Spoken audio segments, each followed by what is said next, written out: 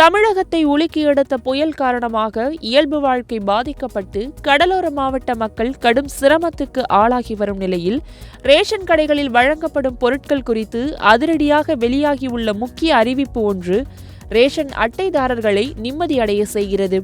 ஏழை மற்றும் நடுத்தர மக்களுக்கு உதவும் வகையில் செயல்படுத்தப்பட்டு வரும் குடும்ப அட்டை திட்டத்தில் ரேஷன் கடைகள் மூலமாக அரசு சார்பில் இலவசமாகவும் மலிவு விலையிலும் அத்தியாவசிய உணவுப் பொருட்கள் வழங்கப்படுகின்றன.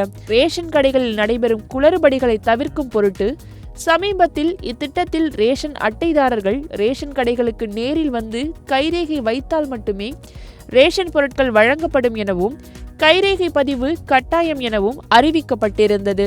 இருந்தபோதும் பல்வேறு காரணங்களுக்காக வெளியூர்களில் வசித்து வருவோர், தினக்கூலி வேலைகளுக்கு செல்வோர் ரேஷன் கடைகள் இயங்கும் நேரத்திற்கு அவர்களே நேரடியாக சென்று காத்திருந்து ரேகை பதிவு செய்ய முடியாத சூழ்நிலை இருந்து வந்தது.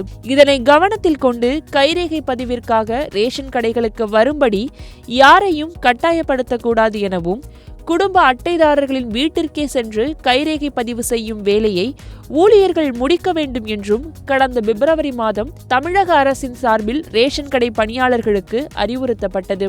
இந்நிலையில் சமீபத்தில் வீசிய பெஞ்சல் புயலால் தொலைத்தொடர்பு சேவை பாதிக்கப்பட்டு ரேஷன் கடைகளில் விரல் ரேகை சரிபார்ப்பில் தாமதம் ஏற்பட்டதால் ரேஷன் அட்டைதாரர்கள் பொருட்கள் வாங்க அதிக நேரம் காத்திருக்கும் நிலைமையும் உருவானது. இந்த பிரச்சனைக்கு தீர்வு காணும் நோக்கில் விரல் ரேகை சரிபார்ப்பு ஒப்புதல் அளிப்பதில் தாமதம் ஏற்பட்டாலும் ரேகை பதிவாகவில்லை என்றாலும் குடும்ப அட்டைதாரர்கள் திருப்பி அனுப்பாமல் ரேஷன் கார்டை ஸ்கேன் செய்து பொருட்களை விரைவாக வழங்குமாறு ரேஷன் ஊழியர்களுக்கு உணவுத்துறையால் அறிவுறுத்தப்பட்டிருக்கிறது.